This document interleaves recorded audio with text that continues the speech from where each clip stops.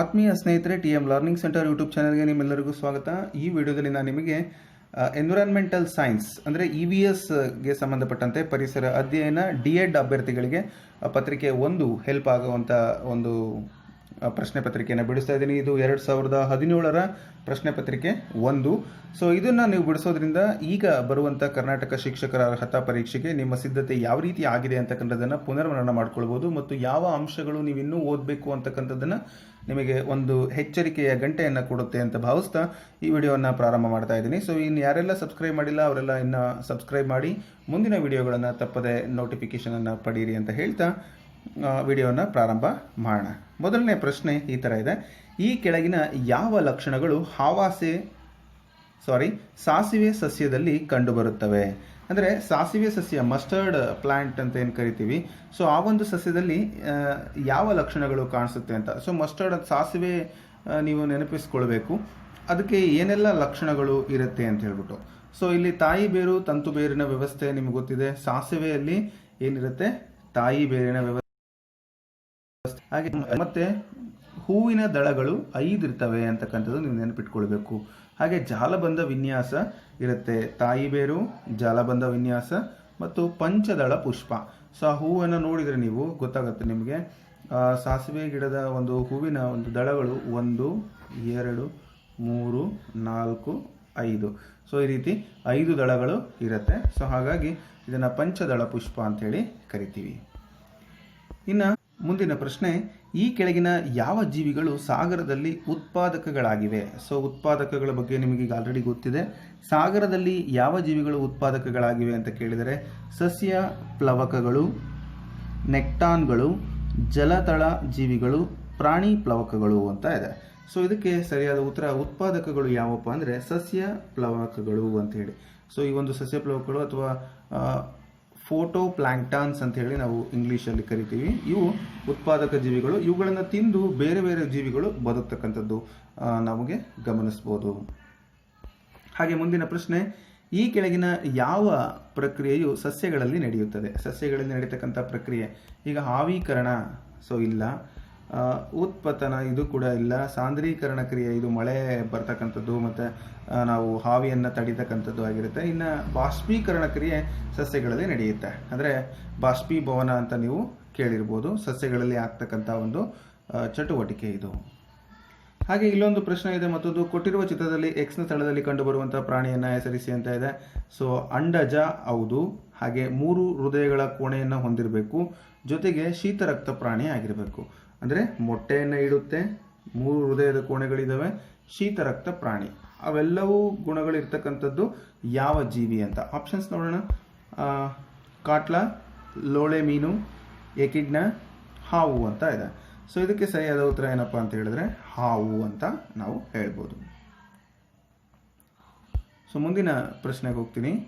ಈ ಕೆಳಗಿನವುಗಳಲ್ಲಿ ಸರಿಯಾದ ಹೊಂದಾಣಿಕೆ ಯಾವುದು? ಜೀವಸತ್ವ A ಹೃದಯ ಮತ್ತು ಜೀರ್ಣನಾಳಗಳ ರಕ್ಷಣೆ, ಜೀವಸತ್ವ B ಹಲ್ಲು ಮತ್ತು ಒಸಡುಗಳ ರಕ್ಷಣೆ, ಜೀವಸತ್ವ C ಕಣ್ಣಿನ ದೃಷ್ಟಿ ಮತ್ತು ಚರ್ಮದ ರಕ್ಷಣೆ, ಜೀವಸತ್ವ D ಮೂಳೆ ಮತ್ತು ಹಲ್ಲಿನ ರಕ್ಷಣೆ ಅಂತ ಇದೆ. ಇಲ್ಲಿ ಸರಿಯಾದ ಹೊಂದಾಣಿಕೆ ಯಾವುದಪ್ಪ ಅಂತ ಹೇಳಿದ್ರೆ ಆಪ್ಷನ್ 4 ಇದಕ್ಕೆ ಸರಿಯಾದ ಹೊಂದಾಣಿಕೆ ಆಗುತ್ತೆ. ಅಂದರೆ ಜೀವಸತ್ವ D ಇದು ಮೂಳೆ ಮತ್ತು ಹಲ್ಲಿನ ರಕ್ಷಣೆಗೆ ಸಹಾಯವನ್ನು ಮಾಡುತ್ತೆ. ಇನ್ನು ಉಳಿದವು ತಪ್ಪಿದಾವೆ ಅಂತಕ್ಕಂಥದ್ದನ್ನು ನೀವು ಗಮನಿಸ್ಬೋದು. ಹಾಗೆ ಕಾಲಮ್ A ಮತ್ತು ಕಾಲಮ್ B ನಲ್ಲಿ ಕೊಟ್ಟಿರುವಂತಹ ಮನೆಗಳೊಂದಿಗೆ ಹೋಲಿಸಿ ಅಂತೇಳಿ ಕೇಳಿದ್ದಾರೆ. ಸೊ ಆಪ್ಷನ್ಸ್ ಈ ಥರ ಇದೆ: ಧ್ರುವ ಪ್ರದೇಶಗಳು, ಮರುಭೂಮಿ, ಪ್ರವಾಹ ಪೀಡಿತ ಪ್ರದೇಶಗಳು, ಹಾಗೆ ಭೂಕಂಪನ ಪ್ರದೇಶಗಳು ಅಂತ ಇದೆ. ಸೊ ಇಲ್ಲಿ ನಾವು ಯಾವ ಒಂದು ಆಯ್ಕೆಗಳನ್ನು ಮಾಡಿಕೊಳ್ಬೇಕು ಅಂತ ನೋಡೋದಾದರೆ, ಮೊದಲನೇದು ಧ್ರುವ ಪ್ರದೇಶಗಳಲ್ಲಿ ನಾವು ಯಾವ ರೀತಿಯಾದ ಮನೆಗಳನ್ನು ನೋಡ್ತೀವಿ? ಈಗ್ಲೂ ಅಂತ ಕರಿತೀವಿ. ಸೊ ಆ ರೀತಿಯಾದ ಮನೆಗಳನ್ನು ನೋಡ್ತೀವಿ, ಅಂದರೆ 1. ಸೊ ಇನ್ನು ಮರುಭೂಮಿಗಳಲ್ಲಿ ಬಿಡಾರಗಳನ್ನು ಹಾಕಿರ್ತಾರೆ. ಪ್ರವಾಹ ಪೀಡಿತ ಪ್ರದೇಶಗಳಲ್ಲಿ ಏನು ಮಾಡಿರ್ತಾರಪ್ಪ ಅಂತ ಹೇಳಿದರೆ ಪ್ರಮುಖವಾಗಿ ಅವರು ಮರದ ಕಾಲುಗಳ ಮನೆಗಳನ್ನು ರೆಡಿ ಮಾಡಿರ್ತಾರೆ. ಯಾಕೆ ಅಂದರೆ ನೀರಲ್ಲಿ ಮುಳುಗಬಾರದು ಅಂತಕ್ಕಂಥದ್ದು. ಭೂಕಂಪನ ಪ್ರದೇಶದಲ್ಲಿ ಮರದಿಂದ ಮಾಡಿದ ಮನೆಗಳು ಇರ್ತವೆ ಅಂತಕ್ಕಂಥದ್ದು. ಸೊ ಹಾಗಾಗಿ ಇಲ್ಲಿ ಆಯ್ಕೆ 1 ಅಂದರೆ AQBP and CSDR ಸರಿಯಾದ ಉತ್ತರ ಆಗತ್ತೆ. ಹಾಗೆ ಕೊಟ್ಟಿರುವ ಚಿತ್ರದಲ್ಲಿ ಗ್ರಂಥಿ ಇಲ್ಲಿ ಬ ಅಂತಕ್ಕಂಥ ಒಂದು ಹೆಸರಲ್ಲಿ ಕೊಟ್ಟಿದ್ದಾರೆ, ಯಾವ ಹಾರ್ಮೋನ್ ಒಂದನ್ನು ಸ್ರವಿಸುತ್ತದೆ ಅಂತ. ಸೊ ಇದು ಉರುಳಿ ಬೀಜಾಕಾರದಲ್ಲಿದೆ. ಇದು ಕಿಡ್ನಿ ಅಂದರೆ ಮೂತ್ರಪಿಂಡ ಆಗಿರುತ್ತೆ. ಇದು ಮೂತ್ರವನ್ನು ಶೋಧಿಸಿ ನೆಫ್ರಾನ್ ಅಂತಕ್ಕಂಥ ಸಣ್ಣ ಘಟಕಗಳು ಇದರಲ್ಲಿರುತ್ತೆ. ಇದರ ಮೇಲಿರ್ತಕ್ಕಂಥ ತ್ರಿಭುಜಾಕಾರದ ಈ ಒಂದು ಏನು ಗ್ರಂಥಿ ಯಾವುದಪ್ಪ ಅಂತಂದರೆ ಅದು ಅಡ್ರಿನಲ್ ಗ್ರಂಥಿ. ಅಡ್ರಿನಲಿನ್ ಅನ್ನು ಸ್ರವಿಕೆ ಮಾಡುತ್ತೆ. ತುರ್ತು ಪರಿಸ್ಥಿತಿಯ ಹಾರ್ಮೋನ್ ಅಂತ ಅದನ್ನು ಕರೀತಾರೆ. ನಾನೀಗ ಆಲ್ರೆಡಿ ನಿಮಗೆ ಸಾಕಷ್ಟು ಬಾರಿ ಹೇಳಿದ್ದೀನಿ. ಸೊ ಇನ್ನು ಮುಂದಿನ ಪ್ರಶ್ನೆಗೆ ಹೋಗ್ತೀನಿ. ಭಾರತದಲ್ಲಿ ಪ್ರಮುಖವಾದ ಸಾರ್ವಜನಿಕ ಸಾರಿಗೆ ಎಂದರೆ, ಸೊ ಭಾಳ ಪಬ್ಲಿಕ್ ಟ್ರಾನ್ಸ್ಪೋರ್ಟ್ ಯಾವುದಪ್ಪ ಅಂತ ಹೇಳಿದ್ರೆ ಅದು ರೈಲು ಮಾರ್ಗ. ಸೊ ಇದು ಬಹಳ ಪ್ರಮುಖವಾದಂತಹ ಒಂದು ಟ್ರಾನ್ಸ್ಪೋರ್ಟೇಷನ್ ಸಿಸ್ಟಮ್ ಅಂತ ಹೇಳ್ಬೋದು. ಹಾಗೆ ನಮ್ಮ ರಾಷ್ಟ್ರ ಲಾಂಛನದಲ್ಲಿ 4 ಸಿಂಹಗಳು ಪರಸ್ಪರ ವಿರುದ್ಧ ಮುಖ ಮಾಡಿ ನಿಂತಿವೆ. ಈ ಲಾಂಛನದ ಕೆಳಭಾಗದಲ್ಲಿ 3 ಸಂಕೇತಗಳು ಒಂದೇ ಸಾಲಿನಲ್ಲಿ ಕಂಡುಬರುತ್ತವೆ. ನೀವು ನೋಡಿರ್ಬೋದು ಏನೆಲ್ಲ ಅದರಲ್ಲಿ ಇರುತ್ತೆ ಅಂತಕ್ಕಂಥದ್ದು. ನಾನು ಆಗಲೇ ಹೇಳಿದೆ, ರಾಷ್ಟ್ರ ಲಾಂಛನವನ್ನು ನೀವು ನೋಡಿದಾಗ ಕಾಯಿನಲ್ಲಿ ಕೂಡ ನೀವು ಇದನ್ನು ಗಮನಿಸ್ಬೋದು. ಅಲ್ಲಿ ನಿಮಗೆ ಕಾಣಸಿಗುತ್ತೆ ಏನೇನಿರುತ್ತೆ. ಕುದುರೆ ಇರುತ್ತೆ, ಗೂಳಿ ಇರುತ್ತೆ, ಮಧ್ಯದಲ್ಲೊಂದು ಚಕ್ರ ಇರುತ್ತೆ, ಹೌದಲ್ವಾ? ಕುದುರೆ, ಚಕ್ರ ಮತ್ತು ಗೂಳಿ ಇವು ಒಂದೇ ಲೈನಲ್ಲಿ ಇರೋದನ್ನು ನೋಡ್ತೀವಿ. ಇನ್ನು ನವಿಲು ಇರೋದಿಲ್ಲ, ಆನೆ ಇರೋದಿಲ್ಲ. ಸೊ ಆನೆ ಮತ್ತು ಗೂಳಿ ಇರೋದಿಲ್ಲ. ಹಾಗಾಗಿ ನೀವು ಕುದುರೆ, ಚಕ್ರ ಮತ್ತು ಗೂಳಿಯನ್ನು ನೋಡ್ಬೋದು.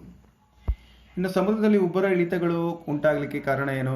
ಈಗ ಅಮಾವಾಸ್ಯ ದಿನನೇ ಜಾಸ್ತಿ ಭೂಮಿ ಒಂದು ಅಲೆಗಳು ಸಮುದ್ರದಲ್ಲಿ ಬರ್ತಕ್ಕಂಥದ್ದನ್ನು ನೋಡ್ತೀವಿ. ಯಾಕೆ ಅಂತ ಹೇಳಿದ್ರೆ ಅದಕ್ಕೆ ಪ್ರಮುಖವಾದ ಕಾರಣ ಗುರುತ್ವಾಕರ್ಷಣ ಬಲ, ಗ್ರಾವಿಟೇಷನಲ್ ಫೋರ್ಸ್ ಏನಾಗುತ್ತೆ ಆ ಒಂದು ಉಬ್ಬರ ಇಳಿತಗಳು ಹೆಚ್ಚಾಗಲಿಕ್ಕೆ ಅಥವಾ ಕಡಿಮೆ ಆಗಲಿಕ್ಕೆ ಪ್ರಮುಖವಾದ ಕಾರಣ ಆಗುತ್ತೆ.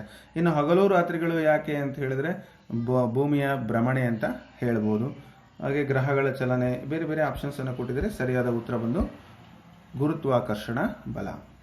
ನೆಕ್ಸ್ಟು, ಆಗಿಂದಾಗ್ಗೆ ಪ್ರವಾಹ ಉಂಟಾಗುವ ಪ್ರದೇಶಗಳಲ್ಲಿ ವಾಸಿಸುವ ಜನರು ತಮ್ಮನ್ನು ಪ್ರವಾಹದಿಂದ ರಕ್ಷಿಸಿಕೊಳ್ಳಲು ಈ ಕೆಳಗಿನ ಒಂದನ್ನು ನಿರ್ಮಿಸಿಕೊಳ್ಳುವರು ಅಂತ ಇದೆ. ಸೊ ಪ್ರವಾಹದಿಂದ ರಕ್ಷಣೆ ಮಾಡಿಕೊಳ್ಳಿಕ್ಕೆ ಏನನ್ನು ಅವರು ನಿರ್ಮಿಸಿಕೊಳ್ತಾರೆ ಅಂತ ಹೇಳಿದ್ರೆ, ನಾನು ಆಗಲೇ ನಿಮಗೆ ಮ್ಯಾಚ್ ದಿ ಫಾಲೋಯಿಂಗಲ್ಲಿ ಹೇಳಿದ್ದೆ, ಮರದ ಕಾಲುಗಳಿಂದ ಮಾಡಿದ ಮನೆಗಳು, ಮರಗಾಲುಗಳಿಂದ ಮಾಡಿದಂತಹ ಮನೆಗಳನ್ನು ಅವರು ಏನು ಮಾಡ್ತಾರೆ, ನಿರ್ಮಿಸಿಕೊಂಡಿರ್ತಾರೆ ಅಂತ. ಈ ಕೆಳಗಳಲ್ಲಿ ಯಾವುದು ಹಸಿರುಮನೆ ಅನಿಲವಲ್ಲ. ಸೊ ಭಾಳ ಇಂಪಾರ್ಟೆಂಟ್ ಇದು, ತುಂಬ ಸರಿ ನಿಮಗೆ ರಿಪೀಟ್ ಆದಂಥ ಪ್ರಶ್ನೆ ಆಗಿರುತ್ತೆ. ಹಸಿರುಮನೆ ಅನಿಲಗಳಲ್ಲಿ CFC, ಮೀಥೇನ್ ಮತ್ತು ನೈಟ್ರೋಜನ್ ಡೈಆಕ್ಸೈಡ್ ಇದೆ. ಸೊ ಇವೆಲ್ಲವೂ ಕೂಡ ಹಸಿರುಮನೆ ಅನಿಲಗಳು. ಆದರೆ ಯಾವುದು ಅಲ್ಲ? ಸೊ ನೈಟ್ರೋಜನ್ ಅಲ್ಲ. ಸೊ ನೈಟ್ರೋಜನ್ ಅದು ಹಸಿರುಮನೆ ಅನಿಲ ಅಲ್ಲ. ಅದು ಯಾವುದೇ ಥರದ ತೊಂದರೆಯನ್ನು ನಮಗೆ ಮಾಡೋದಿಲ್ಲ. ಹಾಗಾಗಿ ನೈಟ್ರೋಜನ್ ಇದಕ್ಕೆ ಸರಿಯಾದ ಉತ್ತರ ಆಗುತ್ತೆ. ಇನ್ನು 134 ಪ್ರಶ್ನೆ, ಈ ಕೆಳಗಿನ ಒಂದು ಗುಂಪಿನ ದೇಶಗಳಲ್ಲಿ ಕರ್ಕಾಟಕ ಸಂಕ್ರಾಂತಿ ವೃತ್ತ ಹಾದು ಹೋಗುತ್ತದೆ. ಸೊ ಕರ್ಕಾಟಕ ಸಂಕ್ರಾಂತಿ ವೃತ್ತ ಎಲ್ಲಿ? ಭಾರತದಲ್ಲಿ ಹಾದು ಹೋಗುತ್ತೆ. ಅದೆಲ್ಲ ನಿಮಗೆ ಗೊತ್ತು, ಎಲ್ಲದರಲ್ಲೂ ಭಾರತ ಇದೆ. ಸೊ ಇನ್ನು ಇರಾನ್ನಲ್ಲಿ ಇಲ್ಲ, ಪಾಕಿಸ್ತಾನದಲ್ಲಿ ಹೋಗಲ್ಲ, ಅದು ಇರಾಕ್ನಲ್ಲೂ ಹೋಗಲ್ಲ, ಸೌದಿ ಅರೇಬಿಯಾ ಮತ್ತು ಭಾರತ. ಸೊ ಇವೆರಡು ಒಂದೇ ಸಾಲಿಗೆ ಸಿಗ್ತವೆ, ನಿಮಗೆ ಮ್ಯಾಪಲ್ಲಿ ನೋಡ್ಬೋದು. ಹಾಗಾಗಿ ಈ ಕರ್ಕಾಟಕ ಸಂಕ್ರಾಂತಿ ವೃತ್ತ ಹಾದು ಹೋಗ್ತಕ್ಕಂಥದ್ದು ಭಾರತ ಮತ್ತು ಸೌದಿ ಅರೇಬಿಯಾಗಳ ಮೇಲೆ ಅಂತ ತಿಳ್ಕೊಬೇಕು ನೀವು. ಸೊ ಹಾಗೆಯೇ ಮುಂದಿನ ಪ್ರಶ್ನೆ, ಇಲ್ಲೊಂದು ಪ್ರಶ್ನೆ ಇದೆ. ಇದು ಕೃಷಿ ಕ್ಷೇತ್ರಕ್ಕೆ ಸಂಬಂಧಪಟ್ಟಿದ್ದು. BT ಅಂತೇಳಿ ಒಂದು ಹೆಸರು ಕರೀತಾರೆ. BT ಬದನೆ, BT ಹತ್ತಿ, BT ಅಕ್ಕಿ, ಇವುಗಳಲ್ಲಿ BTಯ ವಿಸ್ತೃತ ರೂಪ ಏನು ಅಂತ ಹೇಳ್ಬಿಟ್ಟು. BT ಅಂದರೆ ಏನು? ಸೊ ನಾವೆಲ್ಲ ಬಯೋಟೆಕ್ನಾಲಜಿ ಅಂತ ಅಂದ್ಕೊಳ್ತೀವಿ, ಆದರೆ BT ಅಂದರೆ ಬೆಸಿಲಸ್ ತುರಿಂಜಿಯೆನ್ಸಿಸ್ ಅಂತ ಹೇಳ್ಬಿಟ್ಟು. ಸೊ ಹಾಗಾಗಿ ಆಯ್ಕೆ 4 ಇದಕ್ಕೆ ಸರಿಯಾದ ಉತ್ತರ ಆಗುತ್ತೆ. ಅದೊಂದು ಸೈಂಟಿಫಿಕ್ ನೇಮ್ ಆಗಿದೆ. ಸೊ ಅದರ ಮುಖಾಂತರ ನಾವು ಒಂದು ಹೈಬ್ರಿಡ್ ತಳಿಗಳನ್ನು ನೋಡ್ಬೋದು ಅಂತೇಳಿ. ಹಾಗೆ ಈ ಕೆಳಗಿನವುಗಳಲ್ಲಿ ಒಂದನ್ನು ವಿಭಕ್ತ ಕುಟುಂಬ, ವಿಭಕ್ತ ಅಂದ ತಕ್ಷಣ ನೀವು ನೆನಪಿಟ್ಕೊಳ್ಳಿ ಚಿಕ್ಕ ಕುಟುಂಬ ಅಂತ. ಸೊ ಇದು ನಿಮಗೆ ಗೊತ್ತಿರೋದ್ರಿಂದ ನಾನು ಹೆಚ್ಚಿಗೆ ಇದರ ವಿವರಣೆ ಕೊಡೋಕೆ ಹೋಗಲ್ಲ. ಪೋಷಕರು ಮತ್ತು ಅವರ ಮಕ್ಕಳು ಮಾತ್ರ ಒಳಗೊಂಡಿರ್ತಕ್ಕಂಥ ಒಂದು ಕುಟುಂಬ, ಹಾಗಾಗಿ ಇದನ್ನು ವಿಭಕ್ತ ಕುಟುಂಬ ಅಂತೀವಿ. ಆಪ್ಷನ್ 2 ಸರಿಯಾದ ಉತ್ತರ. ಈ ಕೆಳಗಿನ ಯಾವುದು ವಿದುರರಿಗೆ ತಮ್ಮ ಸಂಗಾತಿಯ ಮರಣದ ನಂತರ ತೀವ್ರವಾದ ಸಮಸ್ಯೆ ಕಂಡು ಬರುತ್ತದೆ? ಇದು ಒಂದು ರಿಲೇಶನ್ಶಿಪ್ ಮೇಲೆ ಬರುತ್ತೆ. ವಿದುರ ಅಂತ ಹೇಳಿದ್ರೆ ಹೆಂಡತಿಯನ್ನು ಕಳ್ಕೊಂಡಿರೋದು, ವಿಧವೆ ಅಂದರೆ ಗಂಡನನ್ನು ಕಳ್ಕೊಂಡಿರ್ತಕ್ಕಂಥವ್ರು. ಅವರಿಗೆ ಏನು ಸಮಸ್ಯೆ ಕಂಡು ಬರುತ್ತೆ? ಒಂಟಿತನ, ಸಂಗಾತಿಯ ಮರಣದ ನಷ್ಟ ಸ್ವೀಕಾರ, ಒಂಟಿಯಾಗಿ ಸ್ಥಳಗಳಿಗೆ ಹೋಗುವುದು, ಕೆಲಸ ಮಾಡುವುದು, ಮನೆಯ ಕೆಲಸಗಳು. ಸೊ ಇದಕ್ಕೆ ಪ್ರಮುಖವಾದಂಥದ್ದು, ತೀವ್ರವಾಗಿ ಕಾಡ್ತಕ್ಕಂಥದ್ದು ಒಂಟಿತನ.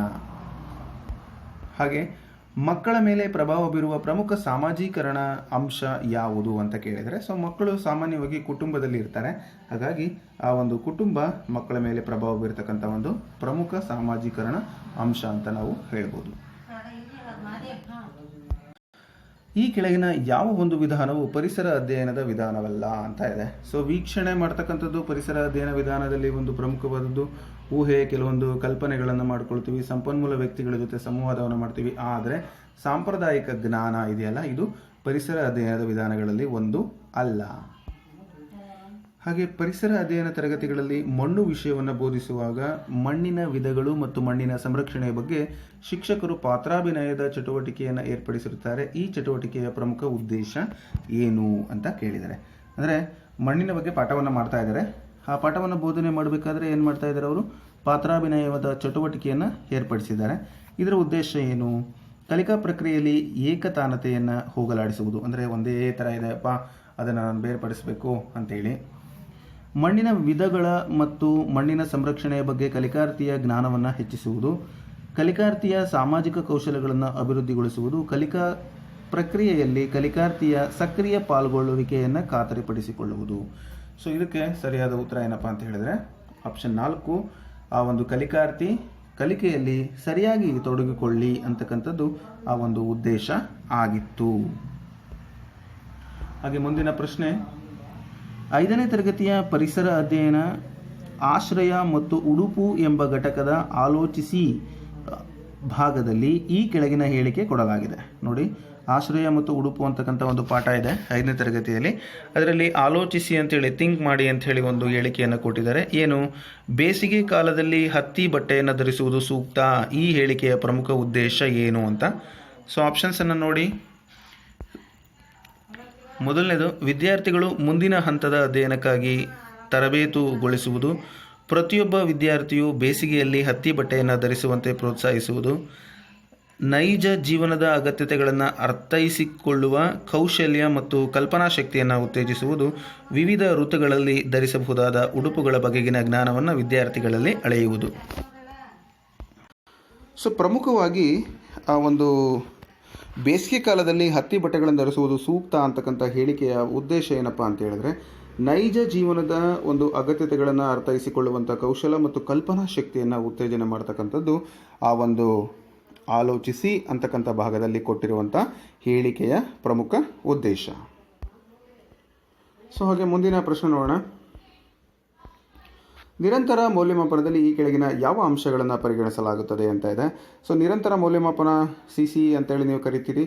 ಮಗುವಿನ ಬೆಳವಣಿಗೆ ಮತ್ತು ಅಭಿವೃದ್ಧಿ, ಮಗುವಿನ ಎಲ್ಲ ವರ್ತನೆಗಳ ಅವಲೋಕನ, ಮಗುವಿನ ಪಠ್ಯ ಸಂಯೋಜಿತ ಮೌಲ್ಯಮಾಪನ, ಮಗುವಿನ ಸಹಪಠ್ಯ ಸಂಯೋಜಿತ ಮೌಲ್ಯಮಾಪನ ಅಂತ ಇದೆ. ಸೊ ಮಗುವಿನ ಬೆಳವಣಿಗೆ ಮತ್ತು ಅಭಿವೃದ್ಧಿಯನ್ನು ನಾವು ಈ ಒಂದು ನಿರಂತರ ಮೌಲ್ಯಮಾಪನದಲ್ಲಿ ಗಮನಿಸ್ತೀವಿ ಅಂತಕ್ಕಂಥದ್ದು. ಹಾಗೆ ಈ ಕೆಳಗಿನ ಯಾವುದು ರೂಪಣಾತ್ಮಕ ಮೌಲ್ಯಮಾಪನ ವಿಧಾನವಲ್ಲ ಅಂತ ಕೇಳಿದ್ದಾರೆ. ರೂಪಣಾತ್ಮಕ ಅಂದರೆ FEA ಟೆಸ್ಟ್ ಮಾಡ್ತೀವಿ ನಾವು, FA1, FA2, FA3 ಇವೆಲ್ಲ ರೂಪಣಾತ್ಮಕ. ಅಂದರೆ ಕೊನೆಗೆ ಮಾಡೋದು ಸಂಕಲನಾತ್ಮಕ, ಅದ್ರ ಮಧ್ಯದಲ್ಲಿ ಟೆಸ್ಟ್ಗಳು ಏನು ಮಾಡ್ತೀವಿ ಅವು ರೂಪಣಾತ್ಮಕ.